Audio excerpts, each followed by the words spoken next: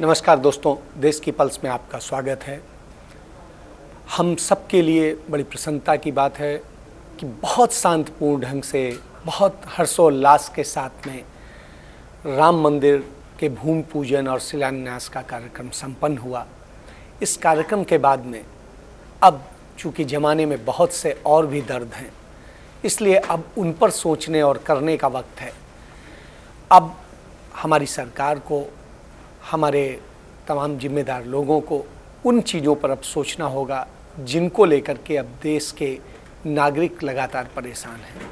देश की अर्थव्यवस्था बड़े संकट के दौर से गुजर रही है। मीडिया इंडस्ट्री बड़े बुरे दौर से गुजर रही है, क्योंकि इंडस्ट्रीज़ काम नहीं करेंगी, दूसरी चीज़ें काम नहीं करेंगी तो मीडिया इंडस्ट्री में भी पैसा कहाँ से आएगा। उनको विज्ञापन नहीं मिलेगा तो आगे वो व्यवस्था नहीं चला पाएंगे। यह मीडिया वही मीडिया है जिसने आप सबको हर मौके पर साथ दिया है, सरकार को भी साथ दिया है, जनता को भी साथ दिया है, तो निश्चित रूप से उसके लिए भी सोचना चाहिए। उसके साथ साथ इंडस्ट्री के दूसरे और तमाम सारी चीज़ें जो सूक्ष्म और मध्यम उद्योग हैं वो बुरी स्थितियों में हैं। एमएसएमई को लेकर के एक बेहतर प्लानिंग, एक बेहतर सपोर्ट मिलने की ज़रूरत है। इस समय वो बड़े बुरे दौर से गुजर रहे हैं। तमाम आत्महत्याएं की खबरें आ रही हैं। उन आत्महत्याओं की खबरों में बहुत सारी खबरें इस तरह की हैं कि वो लोग आत्महत्या कर रहे हैं जो आज कमा नहीं पा रहे हैं, और वो कमाई न होने के कारण वो अपने लोगों को, अपने कर्मचारियों को वेतन नहीं दे पा रहे हैं, और जिसके कारण आत्महत्याएं हो रही हैं। इसके बाद में हमारे सरकार को स्वास्थ्य और शिक्षा पर ध्यान देने की ज़रूरत है।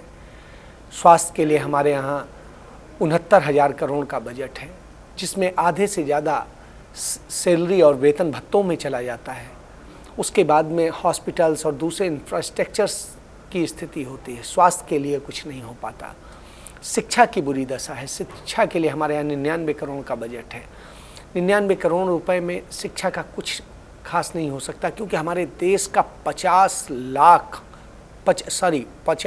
करोड़ जो बच्चा है वो आज शिक्षा के लिए स्कूलों में जाता है, तो उनके लिए करने की ज़रूरत है हमारे यहाँ। उसके अलावा उच्च शिक्षा में करने की ज़रूरत है। यदि हम नहीं करेंगे तो तमाम सारे जो शोध और जिन चीज़ों की हम उम्मीद करते हैं कुछ R&D हो जाएगा, उसके लिए हमारे पास बजट नहीं।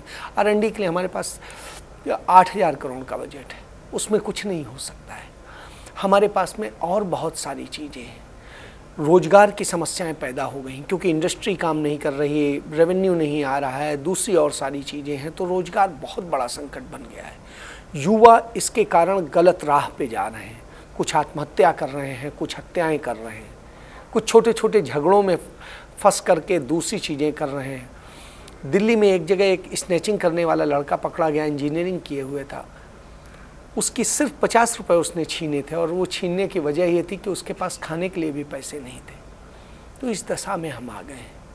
उधर कश्मीर में बुरे हालात हैं जिनसे सब कोई वाकिफ़ है। 1 साल से कश्मीर को हमने जब से अनुच्छेद 370 हटाया है, वहाँ पर बुरे हालात हैं। वहाँ के युवाओं के बुरे हालात हैं। वो गलत दिशा में और ज़्यादा जाने लगे हैं। पहले कुछ लोग गुमराह थे, अब ज़्यादा लोग गुमराह हो रहे हैं। हम उसके लिए कुछ नहीं कर पा रहे हैं। हम मुख्य धारा में लोगों को नहीं ला पा रहे हैं। जो लोग हमारे छोटे छोटे से रोज़गार और दूसरी चीज़ें करते थे, आज वो बड़े संकट में हैं। रेहड़ी फड़ी वाले संकट में हैं। हमको देखना होगा कि देश ने एक बड़ी विभीषिका झेली है। मार्च के बाद से तो स्थिति ये है कि तमाम सारे लोग कुछ घरों को गए, कुछ अपने गाँव को गए, कुछ और गए, फिर वापस लौटे, कुछ आए, कुछ नहीं आए, कुछ किस तरीके से कर रहे हैं। तो उन सब की स्थितियाँ ये हैं कि उनके पास में खाने तक के लाले पड़े हुए हैं। ये हालात हो गए हैं कि तमाम सारे लोग अपने बच्चों के लिए, अपने दूसरे और सुविधाओं और ज़रूरतों को पूरा करने के लिए गलत मार्ग को अपनाने को बाध्य हो रहे हैं, नियमों कानूनों को तोड़ रहे हैं। तो अब चूँकि राम को अपना ठिकाना मिल गया है, तो ऐसी स्थिति में हमारी सरकार को इन लोगों को ठिकाना देने पे सोचना चाहिए। जो लोग तमाम जगह काम करते थे और वहाँ से अपने घरों या दूसरी जगह के लिए गए हैं, उनके पास में रहने का ठिकाना नहीं है, उसके लिए कैसे व्यवस्था की जाए, इन सब चीज़ों का है। शहरों का विकास हो। आज चीन ने एक सैटेलाइट लॉन्च की जिससे शहरों में एक बेहतर प्लानिंग की जा सके। हम क्यों नहीं करते? हमें भी लोगों के लिए सोचना चाहिए, क्योंकि सरकार तो जन कल्याणकारी है। जय, नमस्कार।